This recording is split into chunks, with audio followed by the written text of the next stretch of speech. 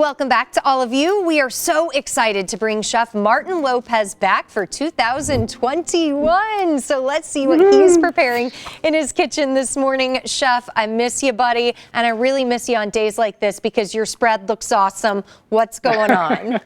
Hey, buddy, I miss you too, Laura. Hey, so today we're making birria.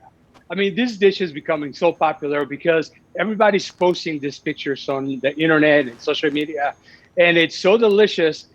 I'm not gonna lie, it takes a little planning to make, okay? But after you make it and you understand it, it's so rewarding because it's very delicious. It's birria, and you've probably seen tacos being made with this. And the first thing I wanna say is that there's not only birria, it's a stew, it's not a taco. And there are different kinds of birria. We have the beef birria, the pork birria, etc. So there are different kinds. Today we're making beef birria. Okay. So the first element, the adobo. The ingredients for the adobo is going to be sun-dried peppers, black pepper, and oregano, cilantro seeds, onion, garlic, and vinegar. The recipe for that is going to be on step-by-step how to make the adobo. Okay, the adobo, I'm sorry. And then the next thing we're going to talk about briefly is going to be the meats that you need to make the birria. As I said, we were different kinds. Today we're using beef. And the way I like to, or the type of beef I like to use is something with a bone.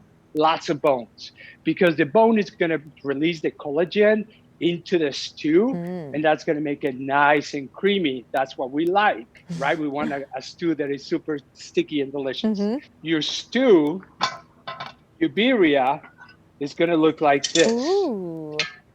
And if you see, it's super rich. If you like chili or any of a strong flavored dishes, this is the dish for you. So what you're gonna do is just gonna get a little bit of the birria and a little cup, right? And then the next ingredient is gonna be to make your tortilla or your actual taco. The way you're gonna do this is by soaking the actual tortilla into the stew. And what this is gonna do is gonna bring all of those flavors in. And then if you see here, the meat is just falling off the bone.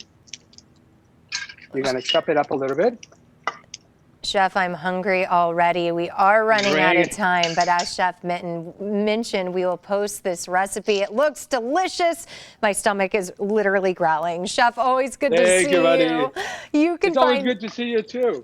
You can find more of Chef Martin's recipes on his Instagram, Twitter, and Facebook pages by searching the username Chef Martin Lopez or at chefmartinlopez.com. And as I mentioned, yes, we'll post the recipe at kmovie.com/greatday following the show.